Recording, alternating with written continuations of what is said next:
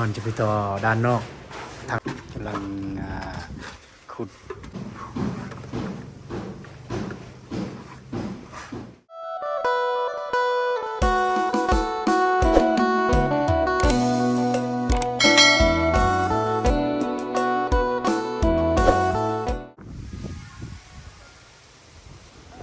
เอาพี่น้องเปิดภาพมากอยู่ที่บ้านคือเก่าเด้อพี่น้องเด้อ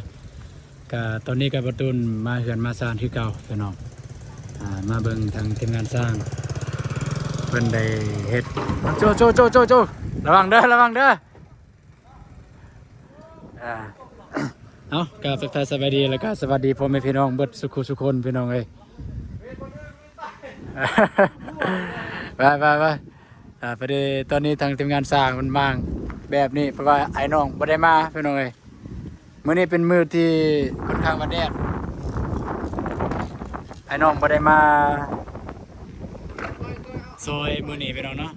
ก็เลยจำเป็นต้องแม่นสร้างมางให้พี่น้องเอ้ยบ่ได้ตอกตัวนั้น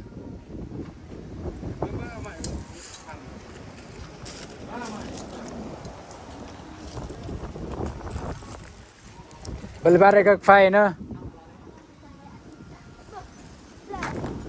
ให้ทางสร้างเพิ่นมั่งพี่น้องมั่งให้สร้างเพิ่นเพราะว่า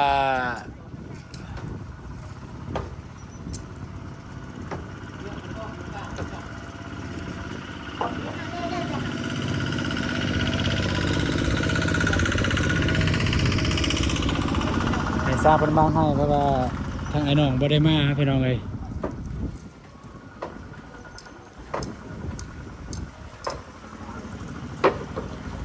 ตีเลยหน่วยตีไปพุ่นเลยบอสตีไปเป็นแทงตีนั่น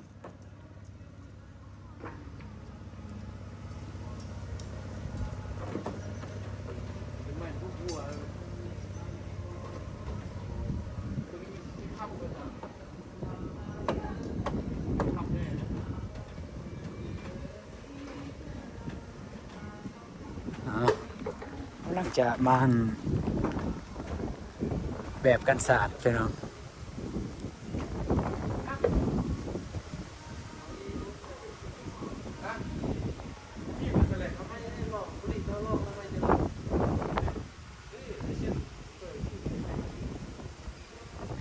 สอกบึงสลิงให้เพิ่นพี่น้อยต้องได้เอาสลิงงัดนี่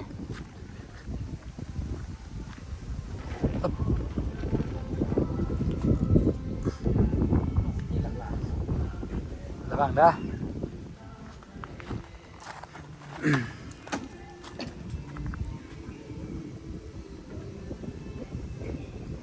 เขาตอกบ่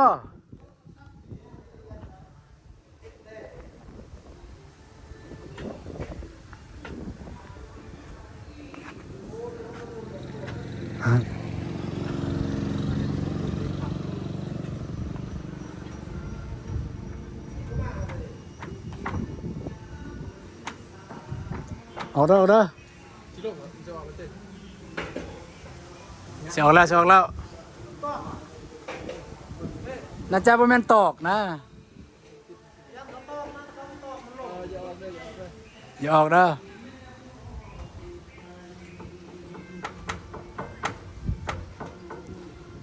อคันตอกก็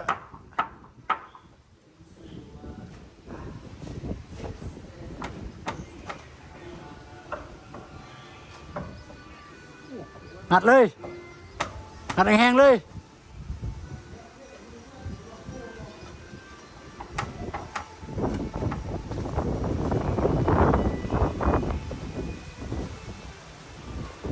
น่าจะแม่นตอกเนาะไม่ได้ตอกจะมางอันนี้พี่น้องนำมางอันนี้แล้วก็จะได้โบกเบื้องนี้อีกโบกทางหน้านี้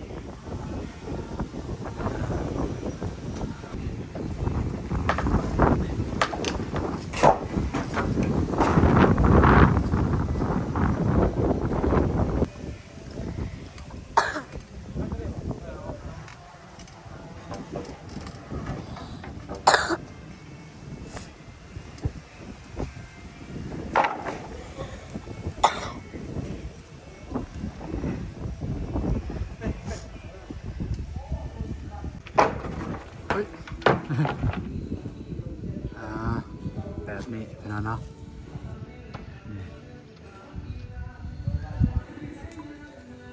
งัดลงเลยตัวนั้นมันเป็นยังแต่กระยาจับมาได้ดอกกันให้จับเนี่ยโอ้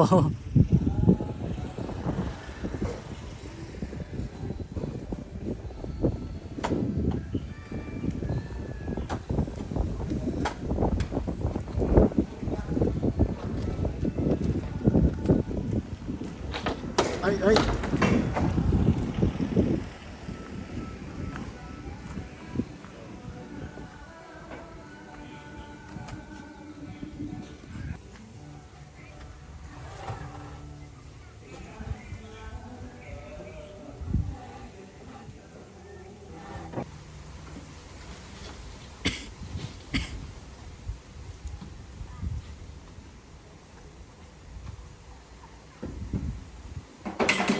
ก่อนเอาก่อน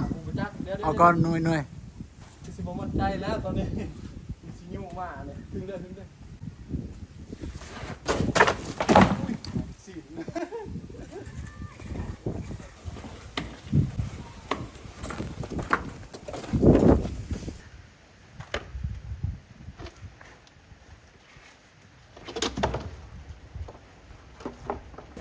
เข้าไปเบื้องด้านในพี่น้อยผมว่าอันนี้จะแล้วหรือบอพี่น้อยแล้วพี่น้อยฟ้านี่ยังแต่ฟ้านี่ขึ้นปูนเรียบร้อยแล้วยังแต่คัดบ้านนี่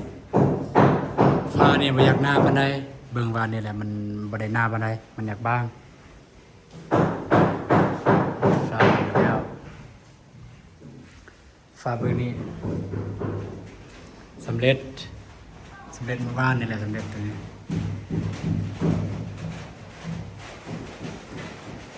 ยังแต่ฟ้านี่อีกพี่น้องเนาะ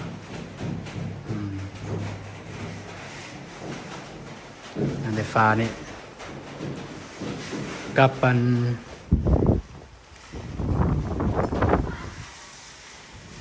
นี่ฟ้านี่พี่น้องเอ้ย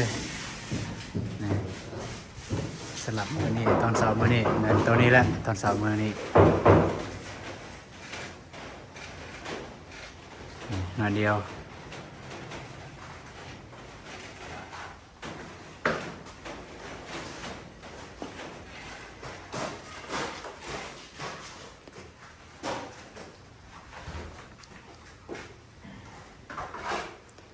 ด้านนอกนี่ก็ยังจับเหลี่ยมคือเก่าจับเหลี่ยมประตูคือเก่า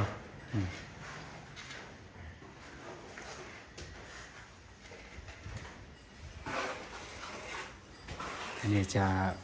โบก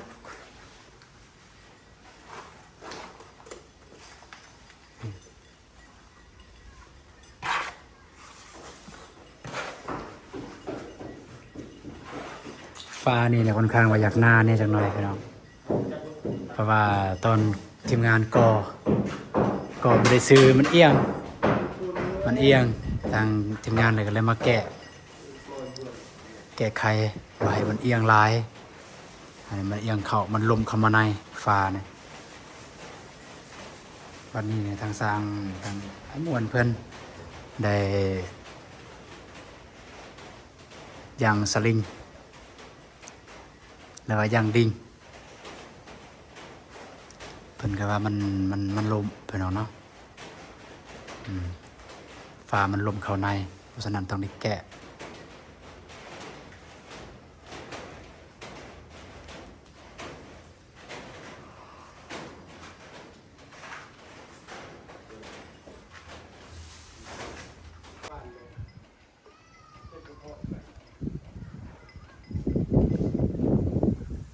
จับเหลี่ยม ยังจับเหลี่ยมอยู่เป็นอเนาะเหลี่ยมเนี่ยค่อนข้างว่าโดนได้เหลี่ยมเลยจับเหลี่ยมประตูกำลังจากจับเหลี่ยมประตูนี้แล้วเกิดว่าน่าจะได้เฮ็ดทางหน้าเลยก็แม่นทางหน้ากับทางข้างหมดเลยแต่ว่าสำหรับมื้อนี้มันทางหน้าเพราะว่าทางหน้าเนี่ยบ่อยากถึกน้ำทางข้างฝนถึกน้ำตลอดช่วง 2-3 มื้อที่ผ่านมากายานอยู่ อยู่ในตัวบล็อกยังมีน้ำอยู่น้ำมันไหลเกินไปนะก็เลยบ่อยากจะโบกทางสามรอยสัตว์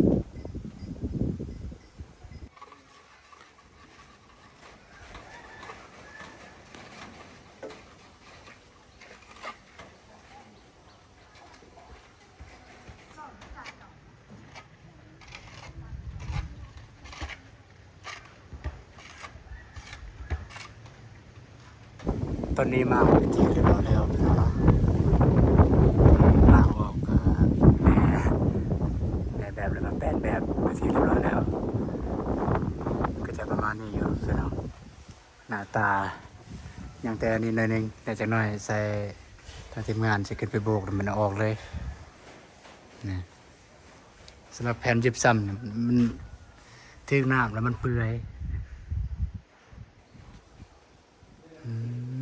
นี่ประมาณนี้แหละพี่น้องเนาะ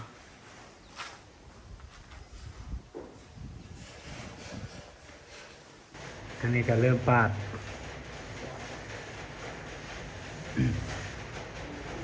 เริ่มปาดเริ่มปั๊บแล้วปาดแบบนี้คือจังเสียงฝนตกเลยพี่น้องบ่แม่นฝนตกเด้อเสียงสังกะสี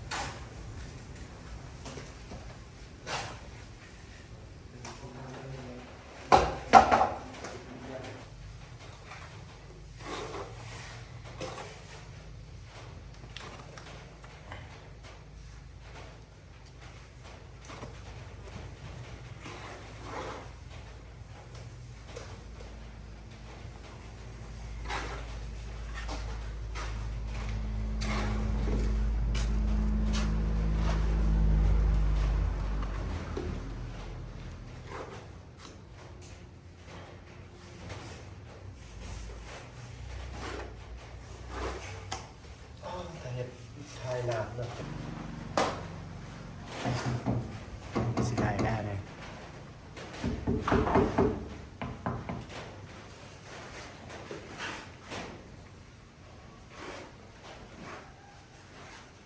โธ่ แกะกล่องแกะนั่นนี่พี่น้องเนาะแกะสามเหลี่ยม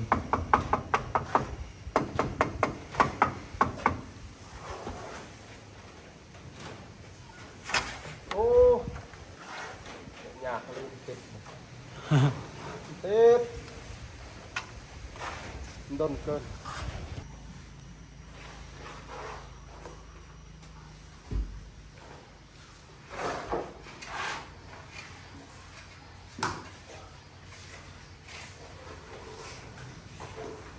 ตัวนี้ก็แล้วเบื้องหนึ่งเบื้องนี้แล้วพี่น้องเนาะนี่จับเหลี่ยมเรียบร้อยเบื้องนี้มาต่อปองอันนี้อีก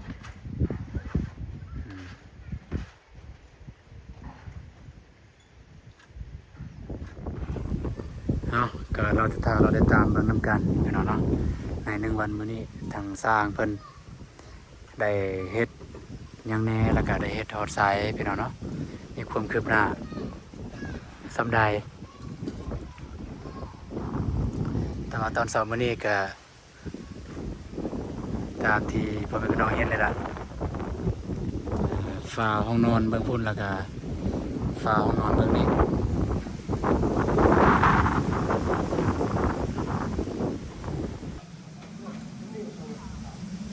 กำลังจับขนาด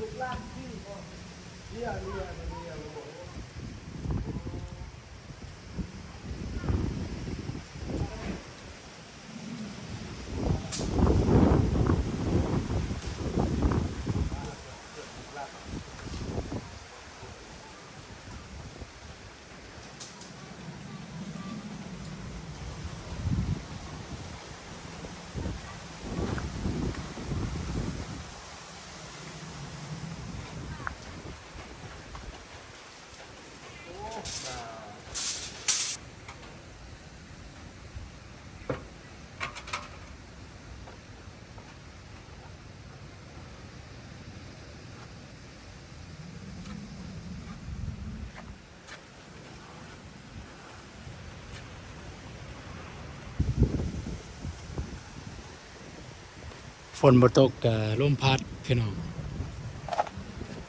พัดตั้งแต่เมื่อคืนเลยอยู่บ้านนะ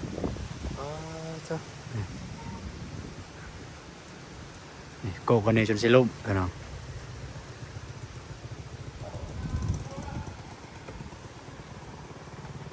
แนมทางอันจะแนมทางนี้แนมทาง ยังต้องได้เร่งพี่น้องนะเร่งว่าตอนนี้ก็แดดเนี่ยยันว่าอีก 2-3 มื้อกับฝนตกทีมงานจะได้เร่งเฮ็ดเร่งโบกเวียกที่อยู่ท่าแตงเนี่ยมันแม่นหมู่เอาคนใหม่แล้วว่า เนาะ ว่า10 มื้อก็แสดงว่า 10 มื้ออันนี้ก็มื้อที่9แล้วเนี่ยที่8ป่ะมื้อที่8 เก้าแม่นไม่ได้ถูกเพราะว่าเต็มเลยครับเต็มเลยเฮ้ยอย่างชี้แห้งไว้มันอยู่เบอร์นี่ตรงนี้แห้งวันเด้อแห้งโอ้ตายแล้วพันเลยจะปาดเลย นี่จะมาสืบต่อด้านนี้พี่น้องเนาะยันมันจะแห้งก่อนทีมงานจะมาเร่งฝากเบื้องนี้อีกเพิ่นยังได้เติมปูนแล้วก็ปาดบาดเนี่ยแล้วเบื้องนี้ก็จะไปต่อห้องนอน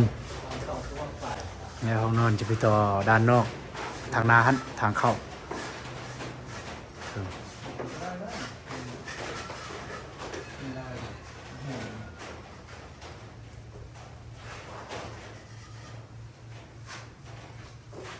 มึงนี่วันนี้มึงมาวันนี้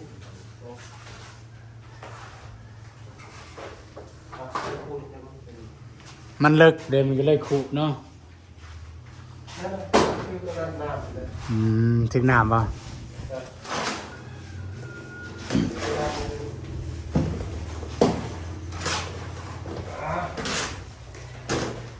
เสร็จแล้วเสร็จแล้วจะได้เมื่อบาทแล้วทีมงานก็ได้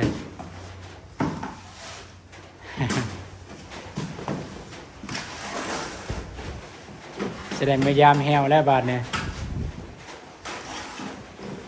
นี่ยังแก่เหลี่ยมตัวนี้พี่น้องๆเพราะว่ามันอยู่เทิงคนกลางว่าอยากยากแน่อยู่กองอย่างสิถ้ามันเปียกมันลายแน่มันก็ย้อนลงมันโขกลงยังแก่ตัวนี้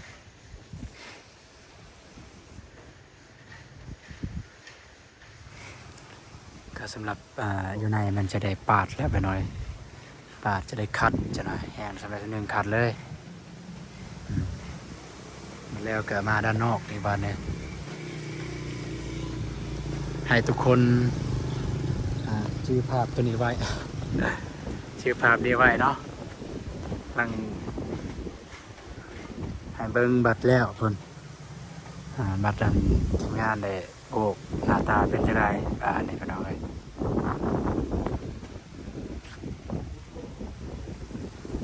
อันตัวหนักๆเนี่ยแกมันจะซ่องด่านซ่องฟ้าอะไรกันเนาะฟ้าเบื้องนี้ฟ้าเบื้องนี้มันอยากลาย อยู่ในกับมันยกมันย่อย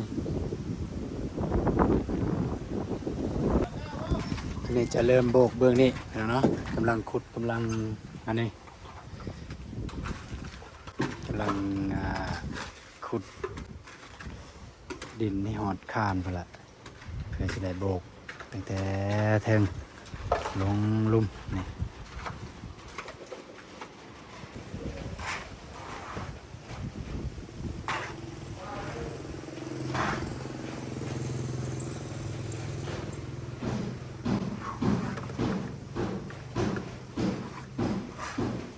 ทางนอกนี่คือสิบ่ได้ใส่ปูนหลายเนาะความบนาบันได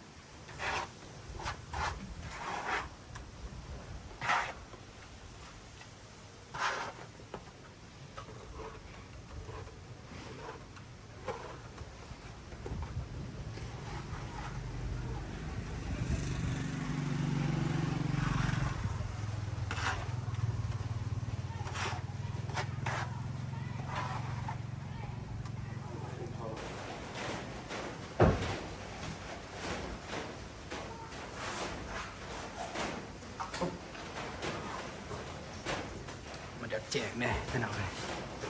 ใช่เยอะเทิงอยากแจก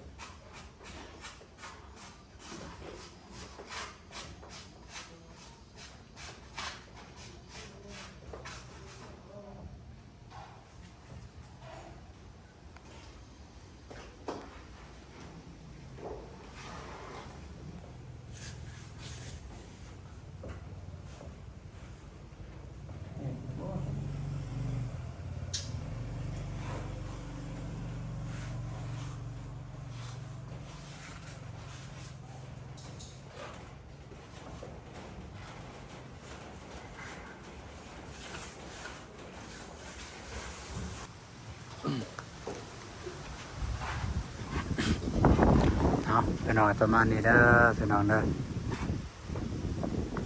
การเฮ็ดเวียกเฮ็ดงานก็จะประมาณนี้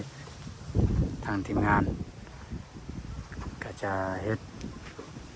ซับให้มันแล้วอยู่ในหลังจากแล้วอยู่ในก็มาต่ออยู่นอกนี่เลยแต่ว่าอยู่ในก็บ่ทันได้แล้วพี่น้องเนาะยังแต่คัดอยู่ในครับอยู่นอกนี่ก็กำลังเปิดปูนใส่บรรยากาศด้านนอกพี่น้องมื้อนี้ค่อนข้างว่าฝนฟ้าอากาศค่อนข้างว่าดีพี่น้องบ่ได้มีเมฆหมอกมีอยู่แต่บ่หลาย จะมีแดดแน่เนาะนี่ก็ซูมก็จะเห็นให้ประชาชนพูดพี่น้องเลยอันนี้มันศูนย์กาแฟเบิดเลยได้อพี่น้องเด้อศูนย์กาแฟเบิดเลยนะศูนย์กาแฟประชาชนเขตนี้พี่น้องเนาะ เอาสำหรับคลิปนี้บาตุนก็จะได้จบคลิปเพียงเท่านี้ก่อนพี่น้องเลยก็มันแต่ว่ามันแรงบาตุนจะอัปเดตให้พ่อแม่พี่น้องได้เบิ่งน้ำกันอีกเนาะว่าทางทีมงานสร้างได้เฮ็ดแล้วบ่ตามที่อันนี้หรือว่าได้เฮ็ดฮอตไซเฮ็ดหยังแหน่แต่สำหรับตอนเสาร์มื้อนี้ก็ประมาณนี้บาตุนอัปเดตให้เบิ่งก็สำเร็จตัวเมื่อวานนี้แล้วก็ต่ออีกฝาหนึงในห้องนอนแล้วก็มาต่อฝาตัวนี้ฝาหน้านี้ฝาด้านในจับเหลี่ยมจับยางประเทศเรียบร้อยพี่น้องเนาะไปพี่น้องเจอกันในคลิปต่อไปเด้อพี่น้องเด้อสำหรับคลิปนี้ก็ขอตัวลาไปก่อนไปหากินข้าวกินน้ำกันสวัสดี